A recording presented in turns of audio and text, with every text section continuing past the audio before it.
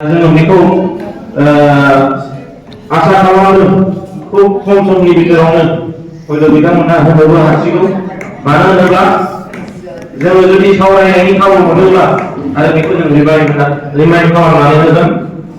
आरो दिनै United फराम of एक्स एनडिपिआ बे मुलुगाव न'खरफोरखौ नागारनानै जों माब्लाबाबो दिनै खामानि मावनो हायाखै। मानो होनोब्ला बिथांमोननि नोंथांमोननि फिसा बा नोंथांमोननि बिदा फंबाया दिनै दै जिउ बावनायनि गेजेरजों बिटिआर मुंनि एकर्डआ दिनै सोरजिजादों। दा बिथांमोननि न'खरखौ अनसुंथाइ होनाय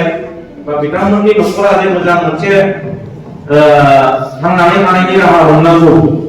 बेखौ दिनै बुंनो थाखाय जों जेब्लायबो फावसायाखै। जेब्लायबो जों दिनै प्रायोरिटि होननानै जों बुंबाय थादों। दा थिग जाय मोनसे बाथ्रा दिनै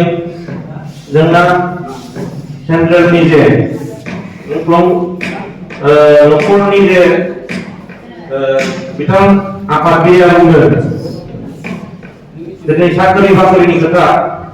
दा बेवहाय दिनै 2% आसाम पुलिसाव इउनाइटेड फराम अफ एक्स एनडिपिआ जेसेबां जोंनि बैसो थानाय, जेसेबां जोंनि फिजिकेलि फिटनेस गोनां बिथांमोना थांनाय इन्टारभिउ बा फिजिकेल इन्टारभिउनि गेजेरजों जायफ्रा दिनै पास जाबाय बिथांमोना दिनै 2%आव दिनै बाहागो मोननो थांगासिनो दं। दा जोंनि क'क्राझार डिस्ट्रिक्ट हिसाबै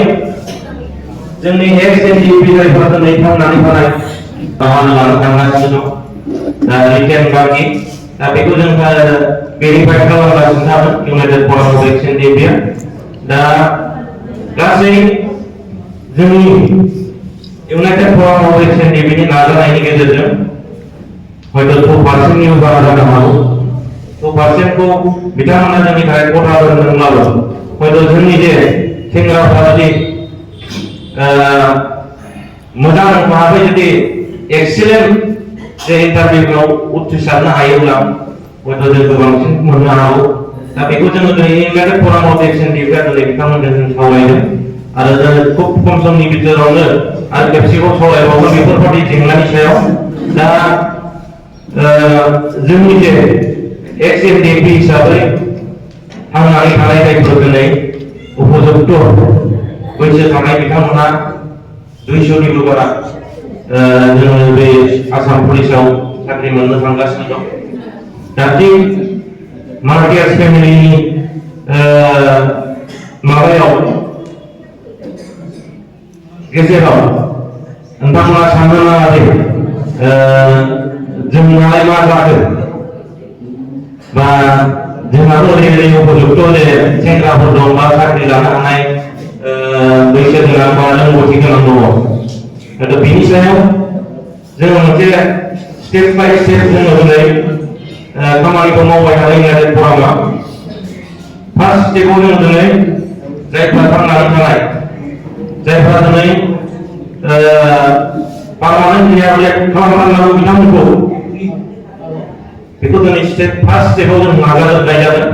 आरो बिनि उनाव जायफ्रा दिनै ट्रेन गेदार बिनि सायाव जोङो फार्स्ट प्रायोरिटिखौ लानानै खामानि मावदों। आरो बिनि उनाव जोंहा थार्ड ग्रेड फर्थ ग्रेड बेखौबो जों सावरायनानै दोननाय जादों। दा बेवहाय हयथ' जोंनि मुंफोर न'खरफोरनि जेसेबां दिनै जायफ्रा रोंगौथि गोनां बा साख्रि थार्ड ग्रेड फर्थ ग्रेडआव बाहागो लानो हानाय सोद्रोमाफोर दङबा बेखौ जोङो मोनसे स्टेपआव जों खामानि मावगोन। आरो जोंहा दङ मिलिशियाआव जोंहा जवानफोर दं 4000 बारा दं। दा बिथांमोना अलरेडि गभर्नमेन्ट अफ आसामजों भेरिफाइड जानाय। दा बिथांमोननि दारैबो मोनसे स्टेप लानानै खामानि मावनाय जागोन। दा साननो नाङा इउनाइटेड फरामआ खालि गावसिनि थांनानै थानायनि सेंग्राफोरनि थाखायल' दिनै खामानि मावदों बा गावसिनिखौ साननाय थादों बेखौ साननो नाङा। माने स्टेप स्टेप खामानिखौ जों मावबाय थादों। नैबेखौ साक्सेस खालामखांनायनि उनाव सेकेन्ड स्टेपआव हयथ' जोंहा एसे गोरलैसिन जाहैबावगोन दा ओंखायनो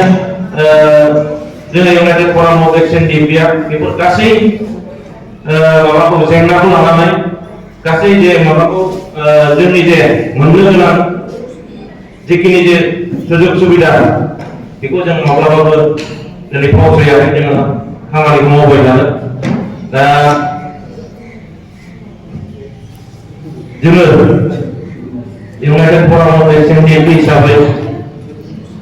सानसेबो जिरायाखै दिनै जोंनि खस्थ' खालामदों दिनै बिटिआर गभर्नमेन्टआ जोंखौ इउनाइटेड फराम अफ एक्सन डिपिखौ दिनै मदद खालामनाय जों मोनफेराखै जों खस्थ' मस्थ'यैब्लाबो दिनै इउनाइटेड फराम अफ एक्सन डिपिनि दैदेनगिरिफ्रा दिनै गाव गावनि सार्थखौ नागारनानै गाव गावनि खामानिखौ दोनथ'नानैब्लाबो दिनै बे गासै जेंनाफोरनि सायावनो गोसो होनानै खामानि मावबाय थादों आरो जों दिनै इयुनाव जों साक्सेस खालामलांनो हागोन बेखौ जों माने दिनै मिजिंथिबाय थादों दा जों गभर्नमेन्ट अफ आसामजों डाइरेक्ट मोनसे चेनेलाव थानानै खामानि मावदों दा जोंनि मावनायखौ दिनै बिटिआर गभर्नमेन्टआ बारनानै फैबाय थादों दिनै लाजिनाय फैदों जोंनि जे चेनेलजों खामानि मावदों दिनै जेरावबो थाद'नाय गैया दिनै सौसिबाय थादों दिनै बिथांमोना जोंनि गेजेराव बेबायदि मोनसे खामानि मावनायखौ नुनानै जोंनि गेजेराव खरसा खरसि खालामनायनि जे षड़यन्त्रखौसो बिथांमोना दिनै लाबाय थादों दिनै खालामखांबायबो दाख्लै थांनाय माबायाव 15 तारिख जे माबा अक्ट'बर बेवहाय जोंनि गेजेराव बिथांमोना दिनै मोनसे आफाद सोमजिहोबावबाय जे एक्सएनडिपि वेलफेयार एसोसिएशन दिनै दानानै होनानै गावसोरनि पलिटिकेल बेकिंनि थाखाय खामानि मावनो थाखाय बिथांमोनखौ दानानै होनानै जोंनि गेजेरनिफ्राय गोजान खालामनानै होबाय दा थिग जोंनि बे गेजेराव बेफोरबायदि मोनसे गावस्रानाय षड़यन्त्र खालामबाय थायोब्ला हयथ' जोंनि बे खामानि मावनायखौ बहुद मोनसे गाज्रि गोहोम गोग्लैयो बेखायनो जों दिनै खावलायबाय थादों बिथांमोनखौ